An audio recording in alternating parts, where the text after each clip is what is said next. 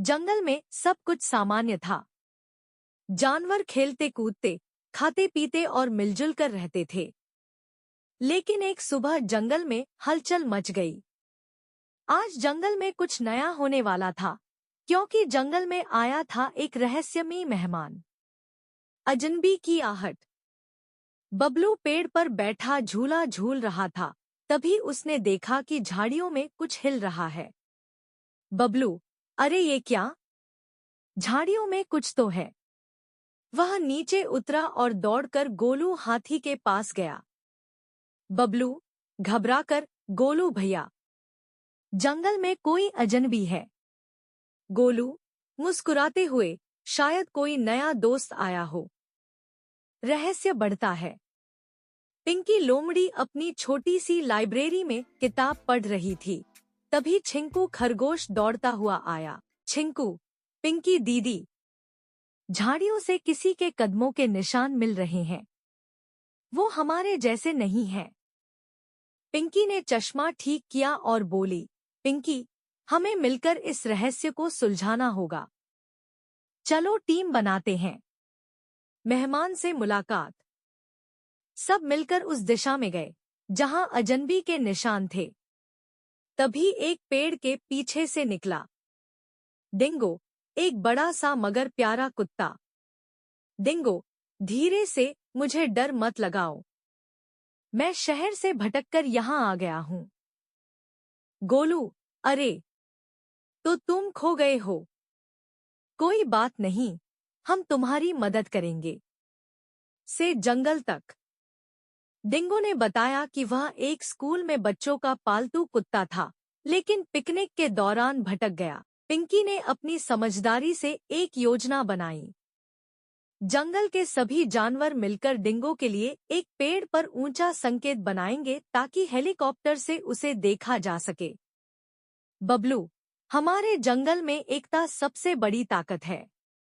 विदाई और संदेश। कुछ घंटों बाद हेलीकॉप्टर आया और डिंगो को ढूंढ लिया। जाने से पहले डिंगो ने सबका धन्यवाद किया। डिंगो, मैं कभी नहीं भूलूंगा कि जंगल के दोस्तों ने मेरी मदद की। अंत में नैतिक शिक्षा। जब हम मिलकर काम करते हैं तो। क्या इस जंगल में मुझे बचाओ कोई? अरे मैं तो ये जाल में फंस गया हूँ, मुझे बचाओ कोई। कोई सुन रहा है क्या मेरी बात? अरे जंगल में कोई तो होगा, किसी तक तो मेरी आवाज जा रही होगी। मुझे बचाओ कोई, मेरी मदद करो। मैं शिकारी के जाल में फंस चुका हूँ, मेरी जान बचाओ कोई। अरे मेरी मदद करो कोई, मैं शिकारी के जाल में फंस गया हूँ। किसी शिकारी ने जंगल में जाल लगा दिया होगा। इस जाल में आज शेर महाराज फंस गए हैं और जंगल में मदद के लिए पुकार रहे हैं। लेकिन अब तो शिकारी के आने का टाइम भी हो गया है, और अगर शिकारी आ गया तो फिर शेर को कोई नहीं बचा सकता है। शेर मदद के लिए चिल्ला ही रहा था। तभी शेर की दर्द भरी आवाज एक हिरण ने सुन ली। अरे ये तो कोई जानवर मदद के लिए पुकार रहा है। लेकिन अगर यह जानवर मदद के लिए पुकार रहा है तो पक्का वहाँ कोई खतरा होगा। तो खतरे में मैं क्यों जाऊं? अरे नहीं नहीं, ये जंगल तो मेरा परिवार ही है, और परिवार का कोई सदस्य अगर मुसीबत में हो तो हमें उसकी मदद करना चाहिए। चलो चलकर देखता हूँ कौन है और उसको क्या हुआ है। फिर हिरण भागकर जल्दी से पहुंचा तो उसको शेर जाल में फंसा हुआ दिखा। तो हिरण शेर को देखकर बहुत खुश हो गया और मन ही मन सोचने लगा कि अच्छा फंस गया है। ये तो हम लोगों का शिकार करता था, आज खुद शिकार होने जा रहा है।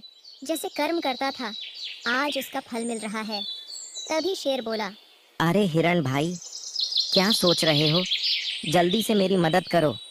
इससे पहले कि वह शिकारी यहाँ आ जाए, तुम मुझे इस जाल से निकाल दो, वरना वह शिकारी मुझे यहाँ से ले जाएगा और पता नहीं मेरा फिर क्या करेगा।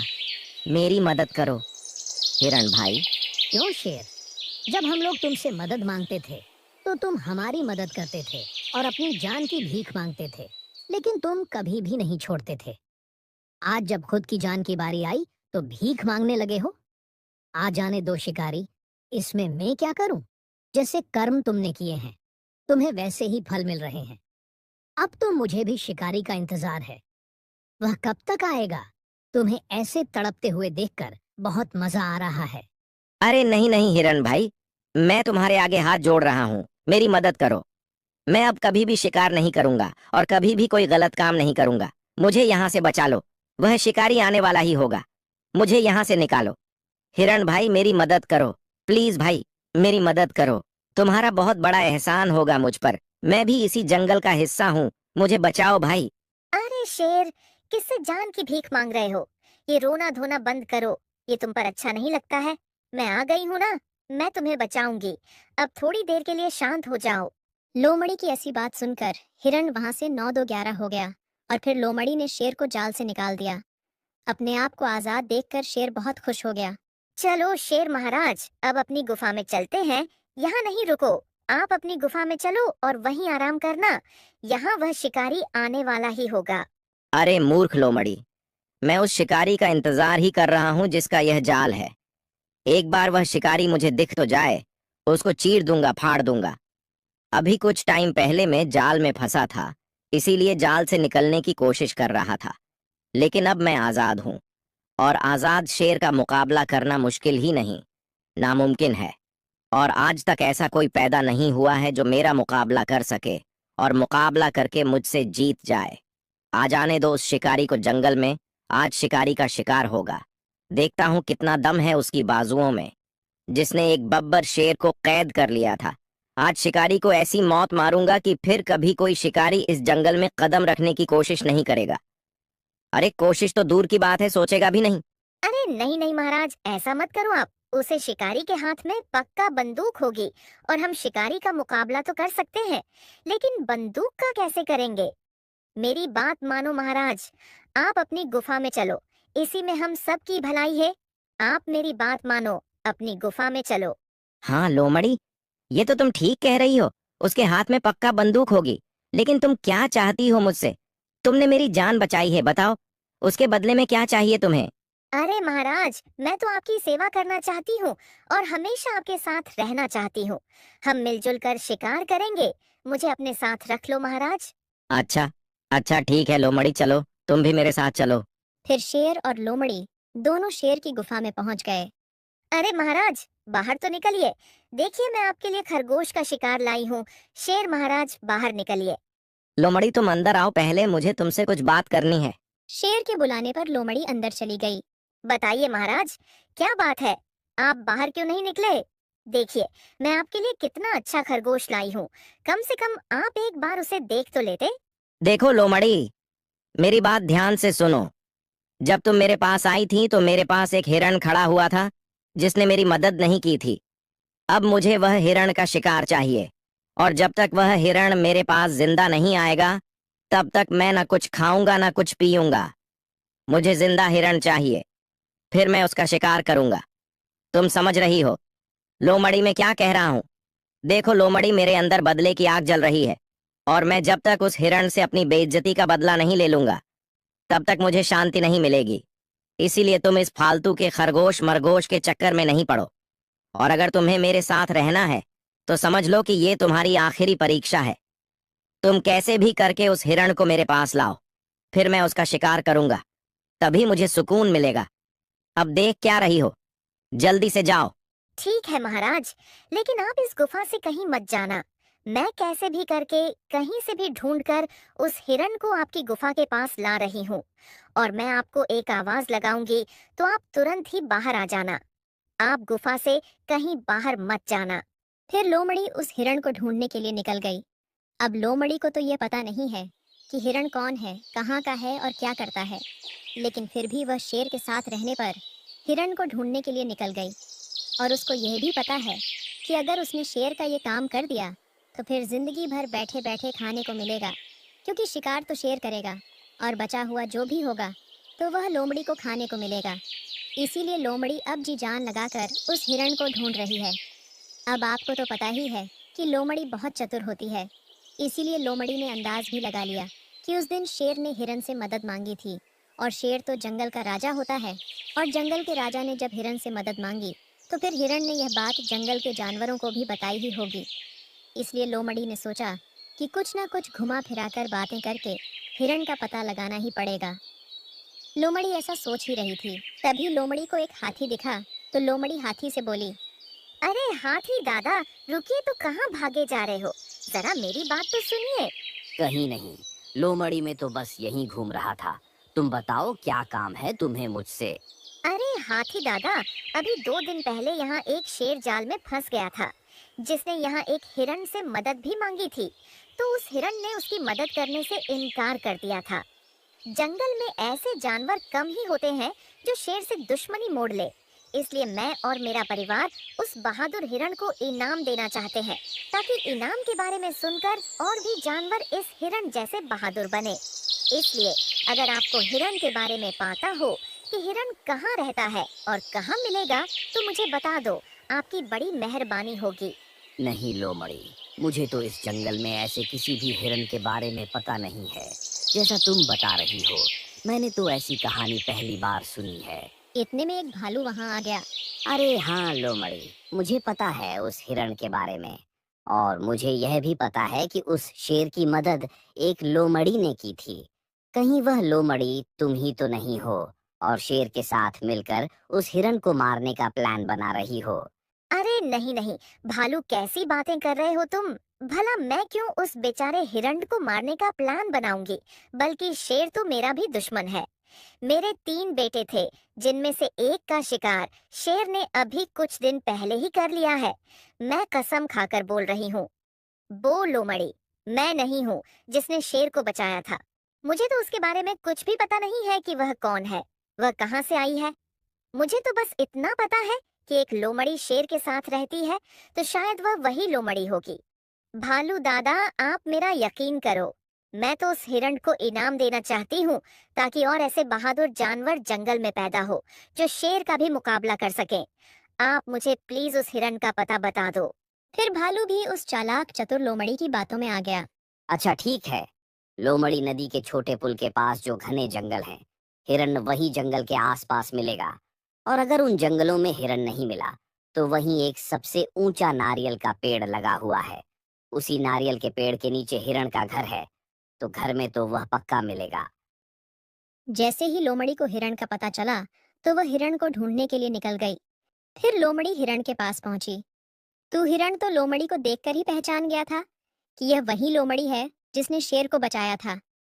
हिरण कुछ कहता, इससे पहले लोमड़ी बोली, अरे नमस्ते हिरण भैया, क्या कर रहे हो आप? काश उस दिन मैंने उस शेर को नहीं बचाया होता, तो आज मेरी ये हालत नहीं होती। मैं भी अगर उस दिन हिरण को जाल में फंसा रहने देती तो कितना अच्छा होता। क्यों लोमड़ी, क्या हो गया है? उस दिन तो तुम्हें उस शेर पर बहुत दया आ रही थी, लेकिन आज ऐसी बातें कर रही हो। मेरी तो कुछ भी समझ में नहीं आ रहा है। जरा साफ साफ बताओ, ऐसे घुमा फिराकर बातें नहीं करो। अरे हिरण भाई, मेरी मदद करो, मैं तो बड़ी मुसीबत में हूँ। मेरे 3 बेटे थे, जिनमें से एक को तो उसने खा लिया है। उसने मेरे एक बेटे का शिकार तो कर लिया है, लेकिन मुझे डर है कि वह मेरे दूसरे और तीसरे बेटे का शिकार न कर ले। इसलिए हिरण भाई, मैं चाहता हूँ कि आप मेरी मदद कर दीजिए। आप मेरे साथ मेरे घर तक चलिए और आप मेरे दोनों बेटे को अपनी पीठ पर बैठाकर मेरे बेटों को दूसरे जंगल तक छोड़ आइए, और मैं अपनी पीठ पर अपना सामान रख लूंगी। और फिर मैं और मेरे बेटे, हम तीनों फिर दूसरे जंगल में ही रहेंगे। क्योंकि हिरण भाई, मुझे पता है कि शेर तो दूसरे जंगल में भी आ सकता है, लेकिन हमें अपना जीवन बचाने की कोशिश तो करनी ही पड़ेगी। बताओ हिरण भाई, आप मेरी मदद करोगे प्लीज? हिरण भाई, इतनी सी मदद कर दो हमारी। नहीं नहीं, मैं तुम्हारी कोई मदद नहीं करूंगा। अगर तुमने उस दिन समझदारी वाला काम किया होता, तब मैं तुम्हारी हमेशा मदद करता। लेकिन तुमने उस दिन गलती की है, तो उसकी सजा तुम्हें जरूर मिलनी चाहिए। यह तुम्हें उस दिन सोचना चाहिए था ना। अब यहाँ से जाओ और तुम्हें जो करना हो शो करो। मुझे अपने ये दुखड़े नहीं सुनाओ। नहीं नहीं भैया, ऐसा मत बोलिए। मेरी आखिरी उम्मीद सिर्फ आप ही हो। मैंने जंगल में 1-2 जानवरों से मदद मांगी है, लेकिन कोई भी शेर के खिलाफ जाना नहीं चाहता है। इसलिए मुझे फिर आपकी याद आई, क्योंकि आप ही इतने हिम्मत वाले हो जो शेर के खिलाफ जा सकते हो, और आपकी तो शेर से पहले से ही दुश्मनी है, तो मेरी मदद करके आपको तो कोई फर्क पड़ेगा नहीं। लेकिन आपके द्वारा हमारी मदद करने पर शायद मेरा और मेरे बच्चों का जीवन बच सकता है। इसीलिए हिरण भैया, मैं मानती हूँ कि मैंने गलती की है, लेकिन मेरे बच्चों की क्या गलती है? आप मेरे बच्चों के बारे में तो सोचिए, और प्लीज उन बच्चों के खातिर तो आप मेरे साथ चलिए। मेरे बच्चों की जिंदगी आपके हाथ में। हे भैया, प्लीज मदद करो उनकी। फिर बच्चों के बारे में सुनकर हिरण का मन पिघल गया और उसने लोमड़ी की मदद करने का मन बना लिया। अच्छा ठीक है, चलो, लेकिन अब आगे से याद रखना, यह जितने भी शिकारी जानवर होते हैं, ये कभी किसी के नहीं होते हैं। इनके साथ कितना ही अच्छा कर लो, लेकिन यह हमेशा हमारे साथ बुरा ही करेंगे। आगे से इनकी मदद करने से पहले सोच लेना। फिर हिरण लोमड़ी के साथ चला गया, लेकिन इधर हिरण से भूल हो गई, क्योंकि लोमड़ी भी एक शिकारी जानवर है। फिर लोमड़ी हिरण को शेर की गुफा के पास ले आई। अरे सुनते हो, बाहर तो निकलो, देखो तुम्हारा मनपसंद भोजन बाहर खड़ा हुआ है, जरा आकर तो देखो, तुम खुश हो जाओगे। अरे लोमड़ी, तुम किसे बुला रही हो? और मनपसंद भोजन कौन है? मेरी तो कुछ भी समझ में नहीं आ रहा है। लोमड़ी की ऐसी बात सुनकर हिरण को लोमड़ी पर थोड़ा शक तो हो गया है, और हिरण को ये गुफा भी लोमड़ी की नहीं लग रही है। अरे कुछ नहीं हिरण भैया, मैं अपने बच्चों को बुला रही हूँ, क्योंकि अगर उन्हें भोजन की बोल देती हूँ तो वह जल्दी से बाहर निकल आते हैं, और वैसे तो मैं कितना भी बुलाऊं वह कभी भी बाहर नहीं निकलते हैं। इसलिए मैंने सोचा कि अगर वह बाहर आ जाएंगे तो उन्हें यही के यही तुम्हारी पीठ पर बैठाकर तुमसे बोल दूंगी कि तुम उन्हें ले चलो, मैं सामान लेकर आती हूँ। अच्छा अच्छा, ऐसी बात है। चलो, तुम अब जल्दी से अपने बच्चों को बुलाओ। मैं तो तुम पर फालतू ही शक कर रहा था। अरे ये शेर अभी तक क्यों नहीं आया है? मैंने जब शेर से बोला था कि तुम गुफा के अंदर रहना, और मैं जब तुम्हें बुलाऊंगी तो तुम तुरंत बाहर आ जाना, तो फिर कहाँ गया ये शेर? अरे लोमड़ी, क्यों टाइम वेस्ट कर रही हो? क्या सोच रही हो? जल्दी से अपने बच्चों को लाओ। लोमड़ी के बुलाने पर शेर बाहर क्यों नहीं निकला? और आज इस हिरण का क्या होगा? क्या हिरण आज शेर और लोमड़ी से बच पाएगा, या फिर हिरण का शिकार हो जाएगा? कहानी का पार्ट 2 देखने के लिए वीडियो को लाइक और चैनल को सब्सक्राइब जरूर करें। लोमड़ी शेर से बोल गई थी कि मैं हिरण को अपनी झूठी बातों में फंसाकर तुम्हारे पास लाऊंगी, और तुम्हें किसी बहाने से बुलाऊंगी, तो तुम बाहर आ जाना और हिरण का शिकार कर लेना। लेकिन क्या हुआ? शेर लोमड़ी के बुलाने पर बाहर नहीं निकला। अरे यार, शेर महाराज बाहर क्यों नहीं निकले हैं? मैं जब उनसे बोल गई थी कि हिरण को शक ना हो पाए और तुम बाहर निकलकर हिरण का शिकार कर लेना, लेकिन ये बाहर क्यों नहीं निकले हैं? क्या हुआ लोमड़ी? क्या सोच रही हो? तुम तो अपने बच्चों को बुलाने वाली थी। अब जल्दी बुलाओ अपने बच्चों को, मैं यहीं खड़ा हूँ। अरे मेरे बच्चे सो रहे होंगे, तुम यही रुको हिरण भैया, मैं उनको बुला कर लाती हूँ, तुम यही रुकना, कहीं मत जाना। फिर लोमड़ी अंदर चली गई। लोमड़ी ने सोचा कि शेर महाराज तो सो रहे होंगे, तो उनको जगा कर लाऊंगी, और फिर शेर हिरण का शिकार कर लेगा। लेकिन इधर हिरण को तो कुछ अजीब सा लग ही रहा था। उसको थोड़ा थोड़ा शक तो हो रहा था कि कुछ तो गड़बड़ है। तभी अचानक से हिरण को शेर की आवाज सुनाई दी, क्योंकि शेर लोमड़ी का इंतजार करते करते जंगल घूमने के लिए चला गया था, और शेर अब जंगल घूमकर अपने घर आ रहा था। तो हिरण समझ गया कि लोमड़ी ने मुझे फंसाया है, और ये पक्का किसी शेर की गुफा है, और शायद शेर भी यहाँ आने वाला है। तो हिरण जल्दी से वहां से 9-2-11 हो गया। लोमड़ी ने देखा कि गुफा के अंदर तो शेर नहीं है, तो लोमड़ी ने भी सोचा कि चलो हिरण को थोड़ी देर और बातों में उलझाती हूँ, इतने में शेर आ जाएगा। तो लोमड़ी बाहर निकली तो उसे बाहर हिरण नहीं दिखा। इतने में शेर भी वहां आ गया। अरे लोमड़ी, क्या कर रही है तू बाहर? मैंने तुझे हिरण को लाने को कहा था, लेकिन तू तो यहाँ अकेली खड़ी है। अरे महाराज, मैं तो हिरण को अपनी बातों में बहला फुसला कर लाई थी, लेकिन आप कहाँ गए थे? मैंने जब आपसे कहा था कि आप यही गुफा में रुकना, कहीं मत जाना, तो आप कहाँ चले गए थे? पता नहीं अब वह हिरण कहाँ चला गया है, और अब तो वह सब समझ गया होगा। अब तो वह मेरी बातों में कभी नहीं आएगा। शेर महाराज, एक मौका तो बड़ी मुश्किल से मिला था, अब मैं उसको इस गुफा तक कैसे लाऊंगी? अरे लोमड़ी, कोई बात नहीं, अब उसे यहाँ लाने की कोई जरूरत नहीं है। अब तक तो मैं यह सोचता था कि उसका शिकार तुम ही करवा दोगी और मुझे ज्यादा मेहनत करने की जरूरत नहीं पड़ेगी, लेकिन वह हिरण तो मेरी सोच से भी ज्यादा होशियार निकला। अब उसका शिकार मैं ही करूंगा। अब मेरा सिर्फ एक ही मकसद है, उस हिरण का शिकार करना। अब जब तक मैं उस हिरण का शिकार नहीं कर लूंगा, मैं चैन से 1 मिनट भी नहीं बैठूंगा। तुम फिक्र नहीं करो। लोमड़ी, उसे भाग जाने दो। तुम्हें क्या पता, भागते हुए जानवर का शिकार करने में और भी मजा आता है। भागने दो, उसको कितना भागता है। ऐसे ही दिन बीतते गए, लेकिन हिरण का कोई पता नहीं चला, क्योंकि जब लोमड़ी और शेर जंगल में निकलते थे तो हिरण छुप जाता था, और जंगल के सभी जानवर हिरण के मित्र हैं। इसलिए हिरण के बारे में शेर और लोमड़ी को आज तक कोई भी पता नहीं चला। फिर एक दिन शेर ने लोमड़ी से पूछा, क्या लोमड़ी, मेरा हिरण का शिकार करने का सपना सपना ही बनकर रह जाएगा? क्या मैं उसका कभी शिकार नहीं कर पाऊंगा? देखो लोमड़ी, मुझे उससे बदला लेना है। अरे नहीं नहीं महाराज, आप ऐसे क्यों बोल रहे हो? आप उसका शिकार जरूर करोगे, मुझे आप पर पूरा विश्वास है। इस जंगल में आपसे ज्यादा ताकतवर ना कोई है और ना कोई होगा। आप ऐसे मत सोचो कि आप उसका शिकार नहीं कर सकते हो। एक बार उसका आमना सामना आपसे होने तो दो, फिर हिरण आपके सामने 1 मिनट भी खड़ा नहीं रह सकता है, क्योंकि 1 मिनट से भी कम समय में आप उसका शिकार कर सकते हो। आप इतने ताकतवर हो महाराज। अच्छा ठीक है, लोमड़ी ये बताओ कि उस हिरण का कोई जिगरी दोस्त है? क्योंकि उसका पता उसका कोई जिगरी दोस्त ही बता सकता है, और उसके अलावा उसका पता कोई नहीं बता सकता है। इसलिए तुम कुछ याद करो। क्या कोई ऐसा जानवर मिला जिसने कोई अजीब सी हरकत की हो? तुम्हें कुछ ऐसा लगा हो कि ये कुछ अलग है? बताओ लोमड़ी, याद करो कुछ। हाँ शेर महाराज, मुझे एक बार बहुत अजीब सा लगा था। मैंने एक हथनी से हिरण के बारे में पूछा था, तो उसने जल्दी जल्दी में ही मुझे स्पष्ट मना कर दिया था और तुरंत ही कहीं दौड़ लगाकर चली गई थी। तो मुझे उसकी हरकत पर कुछ अजीब सा लगा था, लेकिन मैंने सोचा कि शायद उसे कोई काम याद आ गया हो, तो वह अपने घर चली गई हो, या कुछ भी हो सकता है। मैंने सोचा कि उसके दौड़ने से मुझे क्या करना है। अरे मूर्ख लोमड़ी, तुम हमेशा मूर्ख की मूर्ख ही रहोगी। तुम में इतनी भी अक्ल नहीं है। अरे वो हिरण के बारे में सुनते ही दौड़कर भागी। इसका मतलब कि वह उस हिरण की जरूर कोई करीबी दोस्त है। इसलिए लोमड़ी, तुम्हें यह बात पहले बतानी चाहिए थी ना। हम लोग उस हिरण को ढूंढने में इतना परेशान होते रहे। देखो लोमड़ी, मैं भी उस हथनी को जानता हूँ। इसका एक छोटा सा बेटा भी है। तो तुम जाओ और उसके बेटे को कैसे भी करके मेरी गुफा तक ले आओ।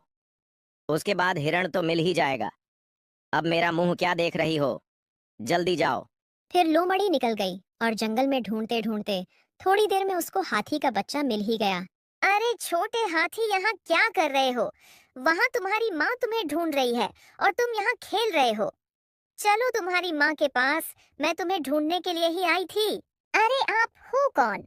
मैं तो आपको जानता भी नहीं हूँ, और मैं तो रोज खेलने के लिए आता हूँ। मेरी माँ मुझे रोज तो ढूंढते नहीं है, आज ऐसा क्या हुआ जो वह मुझे ढूंढ रही है? अरे बेटा, उनके पैर में चोट लग गई है, तो उनको नदी के उस पार वाले वेद जी के पास जाना है। अब अगर वह तुम्हें अकेला छोड़ जाएगी तो तुम कहाँ भटकोगे? इसलिए बेटा, तुम मेरे साथ चलो।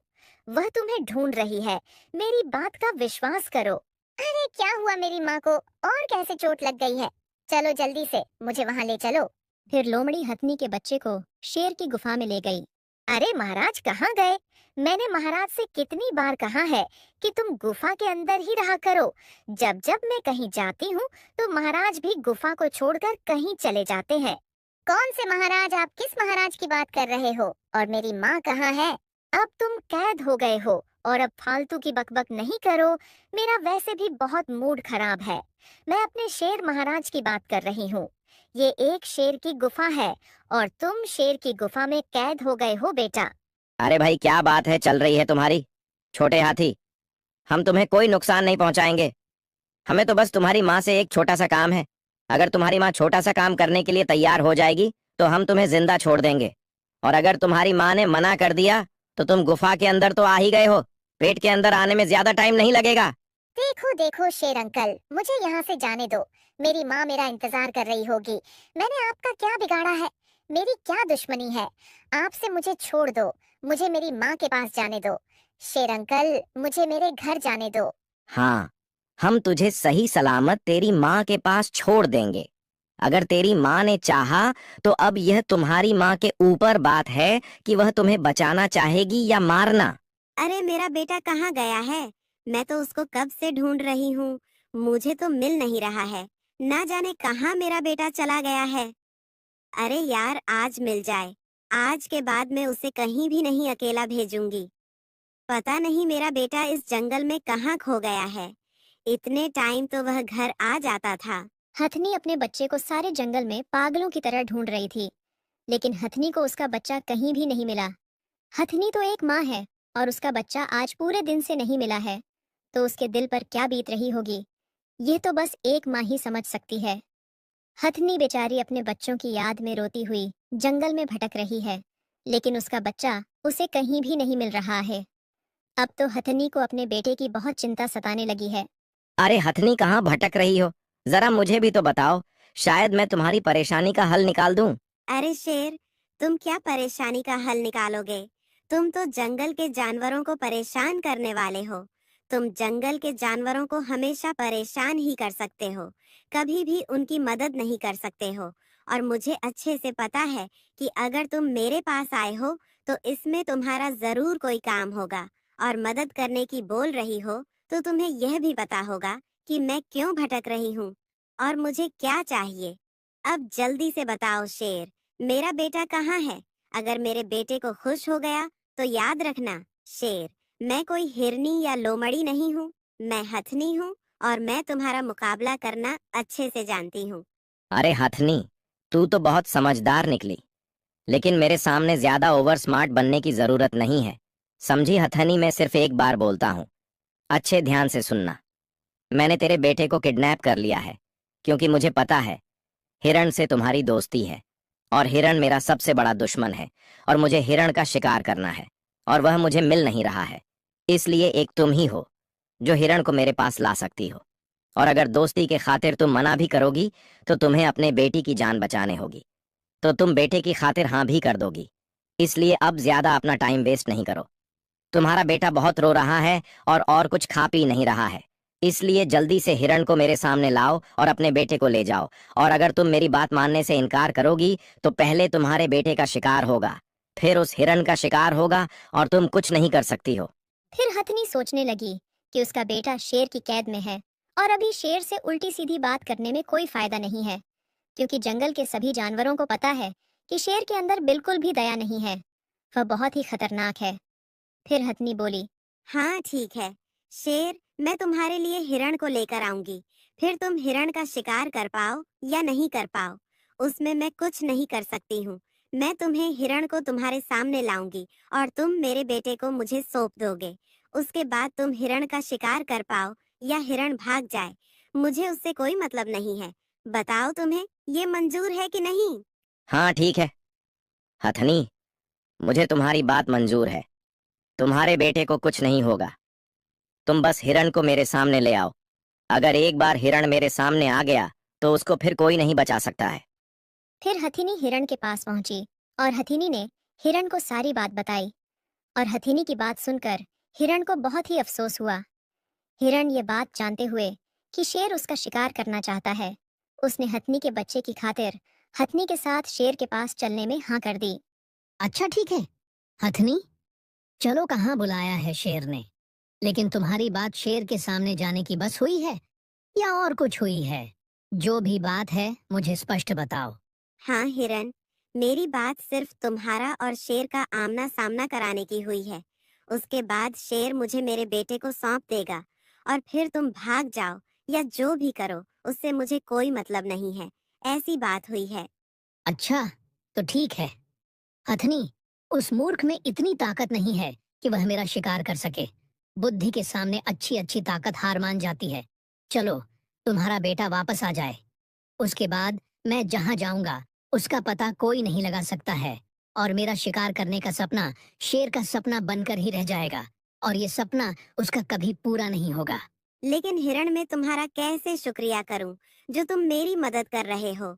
और मैं कैसी माँ हूँ जो अपने बेटे को बचाने के लिए किसी और के बेटे की जान जोखिम में डाल रही हूँ।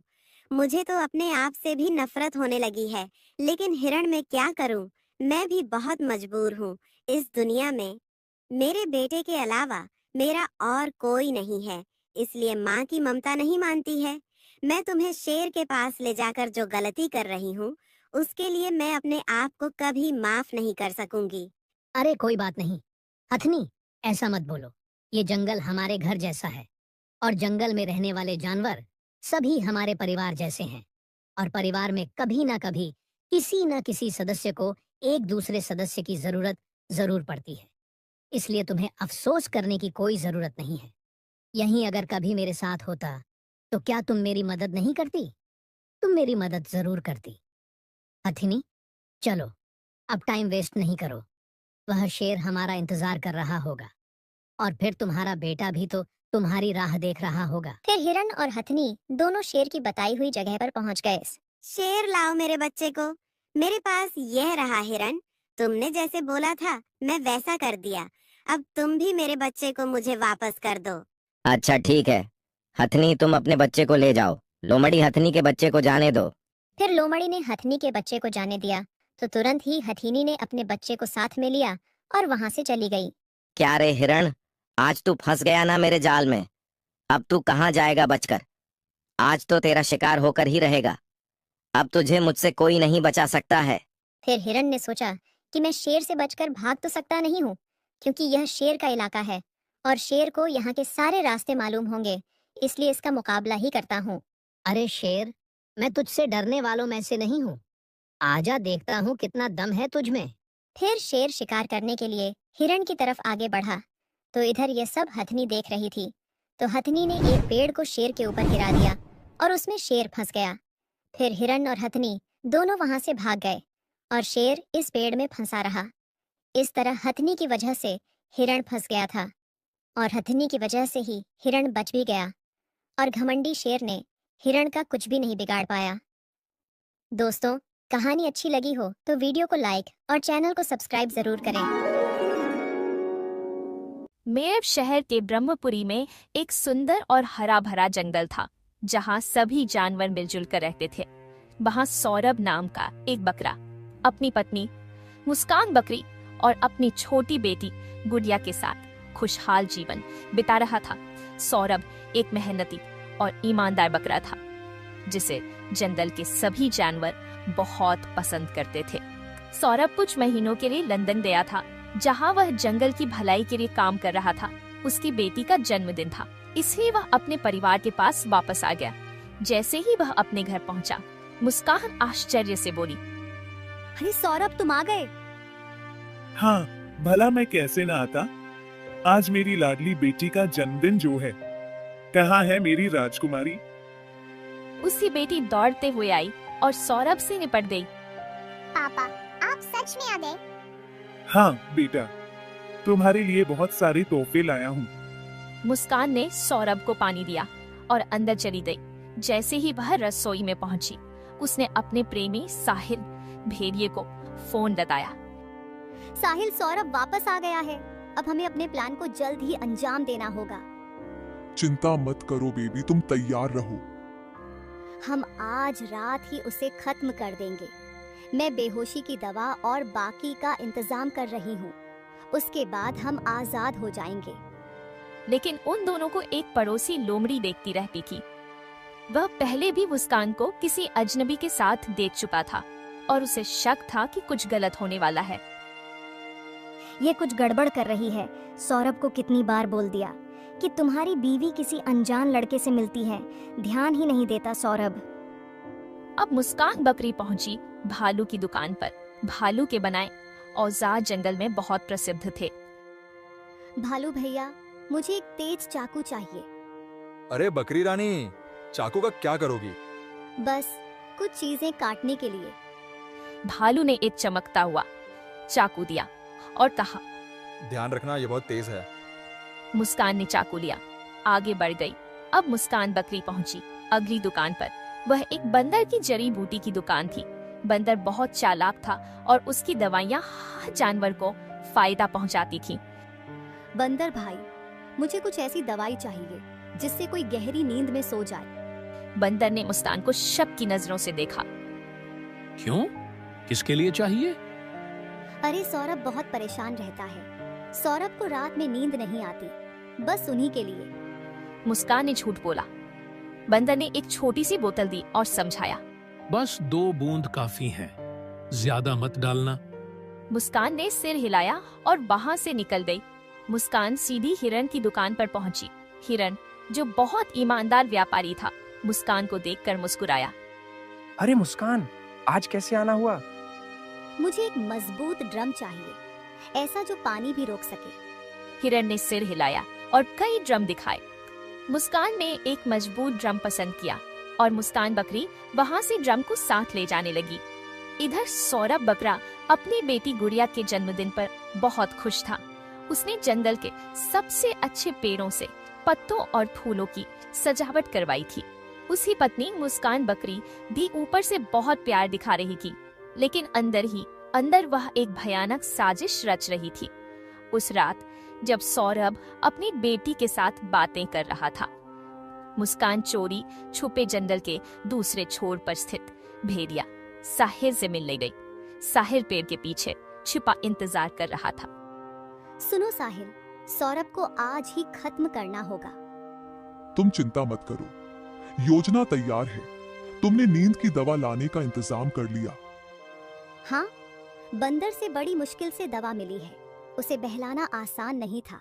मैंने कहा कि सौरभ को जंगल के राजा शेर सिंह के पास एक जरूरी काम से जाना है और उसे आराम की जरूरत है, तभी उसने दी। अच्छा किया, अब तुम्हें बस इसे खाने में मिला देना है। मुस्कान वापस घर आई और सौरभ के लिए उसकी पसंदीदा घास और पत्तों की खीर बनाई। फिर मुस्कान खाने में नशे की दवा मिलाने लगती है। अरे यार, इतनी कम दवा से उस दिन की तरह अगर यह बेहोश नहीं हुआ तो हमारा तो सारा प्लान ही चौपट हो जाएगा।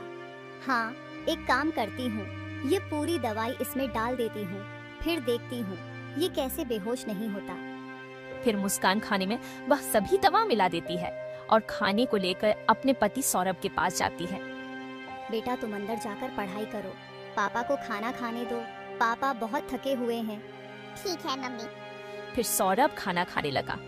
अरे वाह मुस्कान, मेरी पसंद की खीर। हाँ, सब तुम्हारी पसंद का ही बनाया है मैंने। बहुत बहुत धन्यवाद मुस्कान, तुम मेरा कितना ख्याल रखती हो। भगवान तुम्हारी जैसी पत्नी हर इंसान को दे।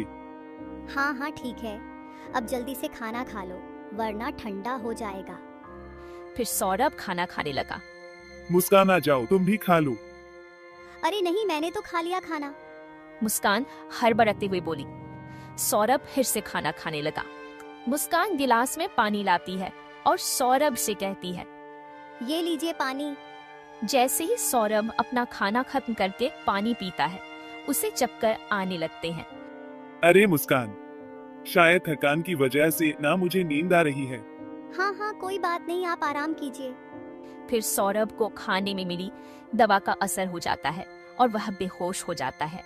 फिर मुस्कान खाने की थाली उठाकर रसोई में आ जाती है और कहती है, लो सौरभ तो हो गया बेहोश। अब जल्दी से ना साहिल को फोन करके बुला लेती हूँ। हेलो साहिल, हो गया काम? हाँ हो गया। तुम जल्दी से आ जाओ, अभी आ जाओ जल्दी से। साहिल मुस्कान बकरी के घर आ जाता है। अरे बेहोश तो हो गया ना? हाँ हाँ हो गया, पर अब इसे मारे कैसे? वो इंतजाम मैंने कर लिया। ये लो खंजर और कर दो सीने के आर पार। अरे नहीं नहीं, ये मुझसे नहीं होगा, मुझे बहुत डर लगता है। अरे यार तुम भी, मैं तुम्हारे साथ हूँ, कुछ नहीं होने दूंगा, सब देख लूंगा। ये पकड़ो तुम। फिर वे दोनों मिलकर सौरभ का कत्ल कर देते हैं। जैसे ही वे कत्ल करते हैं, देखा बेबी, मेरा हौसला साले को एक ही बार से ही ढेर कर डाला। अब हम दोनों के रास्ते का कांटा नहीं बनेगा। साला हम दोनों को एक होने से रोक रहा था, हमने तो तुझे ही रोक दिया। हाँ साहिल, तुम सही कह रहे हो, पर अब इन टुकड़ों का करना क्या है? अरे करना क्या है, मैंने तुम्हें पहले ही बताया था। बाजार से जो सीमेंट लाए हैं, इसे ड्राम में पैक कर देंगे, किसी को कानो कान भी खबर नहीं होगी। तो चलो अब उसे ड्राम में पैक कर देते हैं। फिर दोनों उसे घसीट कर ले जाते हैं। फिर साहिल मुस्कान के कहने पर उस ड्रम को पैक कर देता है। वैसे डार्लिंग, ये सीमेंट वाला आइडिया तेरा अच्छा था, किसी को स्मेल भी नहीं आएगी। हाँ अच्छा था, तभी तो बताया था। अब तुम इसे ऊपर तक पूरा पैक कर दो। फिर साहिल मुस्कान के कहने पर उस ड्रम को ऊपर तक पैक कर देता है। शुक्रिया भाई, कितना अच्छा है यार तू, जो तूने मेरे प्यार के लिए अपनी कुर्बानी दे दी। अगर तलाक दे दिया होता तो तेरी जान बच जाती, तू इस तरह ड्राम में पैक नहीं पड़ा होता। हाँ, बड़ा आया प्यार करने वाला। देख लिया प्यार का अंजाम कैसा होता है। चलो बेबी, अब हम सुबह होने का इंतजार करते हैं। हम कुछ दिनों के लिए बाहर घूमने चलेंगे, तब तक यहाँ का मामला ठंडा हो जाएगा। तभी गुड़िया की नींद खुल गई। उसने जो देखा उसे देखकर उसकी चीख निकल गई। अब उनका प्लान बिगड़ सकता था, लेकिन मुस्कान ने तुरंत गुड़िया को धमकाते हुए कहा, अगर किसी को बताया तो तेरा भी यही हाल होगा। गुड़िया डर के मारे कांपने लगी, लेकिन मुस्कान और साहिल डर की वजह से रात को ही जाने लगे। लेकिन तभी पड़ोसी लोमड़ी ने उसे देख लिया। मुस्कान, इतनी रात को कहाँ जा रही हो? लोमड़ी ने पूछा। मुस्कान घबरा गई, लेकिन जल्दी से बहाना बना दिया। अरे लोमड़ी बहन, मैं तो बस सौरभ के लिए कुछ खास सामान लेने जा रही थी। फिर वे दोनों चले गए और वहाँ दुर्गंध आ रही थी। लोमड़ी को कुछ शक हुआ। जैसे ही वह अंदर गई, उसने सब कुछ देख लिया तो लोमड़ी ने महामंत्री बाघ को सब कुछ बता दिया। दरबार में बकरी, मुस्कान और भेड़िया साहिल को बेड़ियों में जकड़ कर लाया।